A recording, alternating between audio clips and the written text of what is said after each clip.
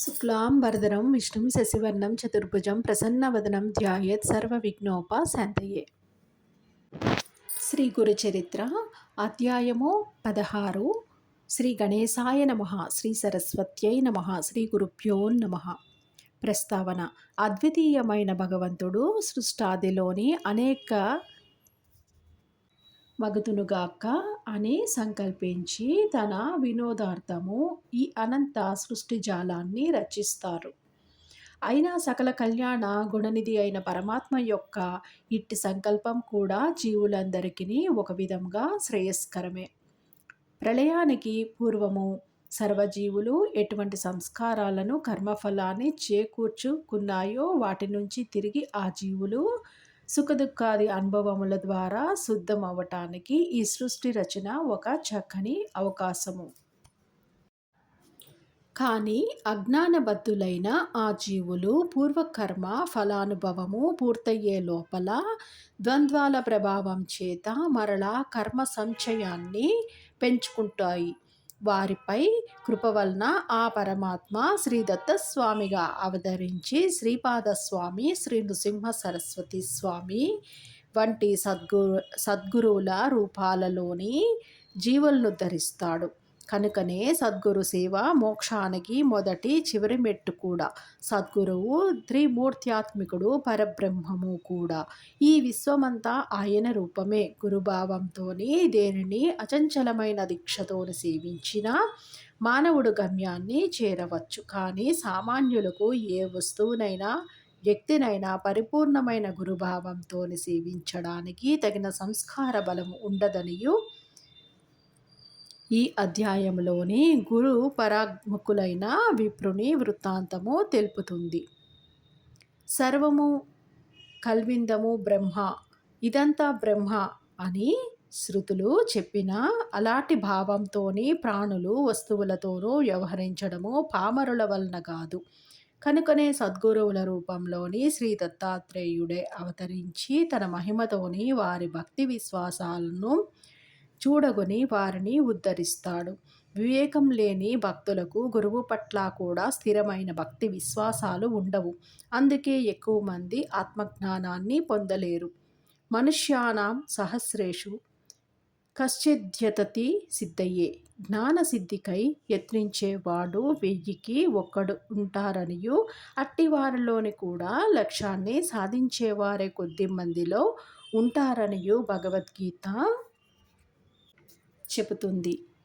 పూర్ణ దత్తావతారమైన గురువు సకల గురుస్వరూపి కనుక అవివేకంతోని గురువుని విడచిన అజ్ఞానాంధుని చేత పూర్వ గురువుని స్మరింపచేసి అతనికి దర్శనమిచ్చి ఉద్ధరించగలరనియు ఈ అధ్యాయము తెలుపుతుంది.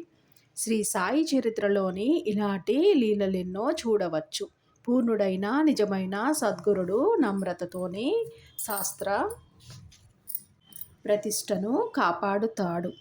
దౌమ్యుడు శిష్యుని చేత అశ్వనీ దేవతలను స్తుతింపచేసి తిరిగి కన్నులొచ్చేలా చేశాడు. ప్రాయశ్చిత్త కాండలోని శ్రీ గురుడులానే చేయటము గమనించాలి. శ్రీ సాయి కూడా విష్ణు సహస్రనామము, భాగవతము మొదలైనవి పఠించమనియు భక్తులను ప్రోత్సహించేవారు. ఆ గ్రంథాలు చదవడం వలన సద్గురూపదేశం యొక్క విలువ కూడా భక్తులకు తెలియగలదు.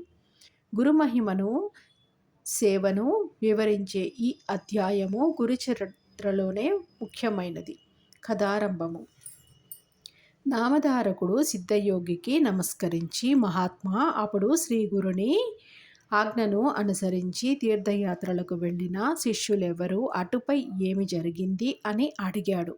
సిద్ధయోగి ఇలా చెప్పాడు: నామధారక, నీవు గురుభక్తుల్లోని ఉత్తముడివి. ఇంతకాలము నన్ను గురుకథ చెప్పమనియును ఎవరును కోరనందువలన నా మనస్సు నివురుగప్పినట్లయింది.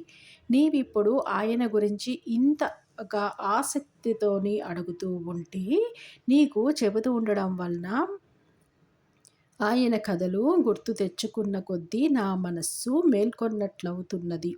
ఆనంద పారవస్యము కలుగుతున్నది. నీవు కూడా నాకెంత ఉపకారం చేశావు. నీవు వయసులోని చిన్నవాడవైనా శ్రీ గురుని అనుగ్రహం వలన లోక శ్రేష్ఠుడవవుతావు. నీ వంశమంతా పుత్ర పౌత్ర ధనధాన్యములతోనూ సుఖ శాంతులతోనూ విరజిల్లుగాక. శ్రీ గురుని చరిత్ర చెబుతాను. అది మానవులకు కోరదగినవన్నీ ప్రసాదించడంలోని కామధేను వంటిదనియు ప్రమాణము చేసి చెబుతున్నాను. శ్రద్ధగా విను. శ్రీ గురువు ఆజ్ఞను అనుసరించి శిష్యులందరూ తీర్థయాత్రలకు వెళ్ళారు. నేను మాత్రం వారిని సేవిస్తూ వారి చెంతనే ఉండిపోయాను. అప్పటి వరకు 1 సంవత్సరం పాటు శ్రీ గురుడు వైద్యనాథంలోనే గుప్తంగా ఉండిపోయారు. ఒకనాడొక బ్రాహ్మణుడు వచ్చి స్వామికి సాష్టాంగ నమస్కారం చేసి, స్వామి, నేను ఆత్మసిద్ధికై ఎంతో కాలం తపస్సు చేసినా గాని నా మనసు ఏమాత్రమును ప్రకాశవంతం అవలేదు. కానీ మీ దర్శనం చేతనే నాకెంతో ఆనందము కలుగుతున్నది. నా మనసు స్థిరమవకపోవటానికి కారణం ఏమిటి? మీరు లోకాన్ని తరింపచేయటానికి అవతరించిన దైవస్వరూపులు. నన్ను అనుగ్రహించి నాకు తగిన ఉపదేశము చెయ్యండి. మిమ్మల్ని శరణు వేడుకొనుచున్నాను అన్నాడు. శ్రీగురుడు నవ్వి, నాయనా, నీవు గురువును ఆశ్రయించకుండానే తపస్సెలా చేశావు అని అడిగాడు. అప్పుడు కన్నీరు కారుస్తూ, స్వామి, మొదట నేను ఒక గురువును ఆశ్రయించి చాలా కాలము సేవించాను. కానీ ఆయన నా చేత అన్ని సేవలు చేయించుకుంటూ నన్నెప్పుడునూ తిడుతూ ఉండేవాడు. కానీ నాకేమీ నేర్పలేదు. ఎప్పటికప్పుడు నాకింకా బుద్ధి స్థిరంగా కాలేదు అని చెప్పి నాకు వేదము కానీ శాస్త్రం కానీ భాష్యం కానీ చెప్పలేదు. అందువలన ఒకనాడు నేను ఆయన చెప్పిన సేవ చేయలేదు. అప్పుడు ఆయన నాపై ఎంతో కోపంతోని తీవ్రంగాను నిందించాడు. వెంటనే నేను ఆయనను విడిచి వచ్చేశాను అని చెప్పాడు.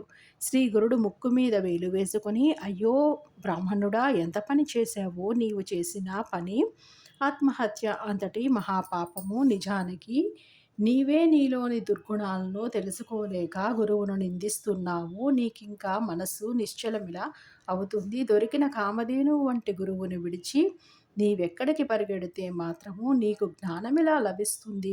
గురుద్రోహికి ఇహంలోనూ పరంలోనూ సుఖం ఉండదు. అతడికి జ్ఞానం ఎన్నటికీ కలుగదు. అజ్ఞానాంధకారంలోని చిక్కుపడవలసిందే. గురువుని ఎలా సేవించాలో తెలిసిన వాడికే వేదాంగాలు తెలిసి సర్వజ్ఞుడవుతాడు. అష్టసిద్ధులు అతనికి అధీనమవుతాయి. నీ వంటి గురుద్రోహి ముఖం చూడడం కూడా అపశకునమే అవుతుంది. దేవాలయములోని మల విసర్జన చేసి అందుకు తిట్టిన వాణ్ణి తప్పు పట్టినట్లవుతుంది నీ పని అన్నారు. అప్పుడా విప్రుడు భయపడి దుఃఖంతోని స్వామి పాదములపై పడి, పరమగురు జ్ఞానసాగర, బుద్ధిహీనుడై తెలియక గురుద్రోహం చేశాను. గురువునెలా తెలుసుకోవాలో సేవించాలో తెలిపి నన్ను ఉద్ధరించండి అని దీనంగా ప్రాధేయపడ్డాడు. శ్రీగురుడు అతడి ధైర్యానికి కరిగిపోయి అపార కరుణతోని ఇలా చెప్పారు. నాయన, గురువే తల్లి తండ్రి. ఆయనయే బ్రహ్మ విష్ణు మహేశ్వరుల ప్రత్యక్ష రూపము. నిజమైన మేలు చేయగలవారు ఆయనొక్కరే. ఇందుకు సందేహము లేదు. ఏకాగ్రమైన శ్రద్ధాభక్తులతోని పట్టుదలతోని గురువును సేవించాలి అని తెలిపేటందుకు నీకొక పురాణోపాఖ్యానము చెబుతాను, విను.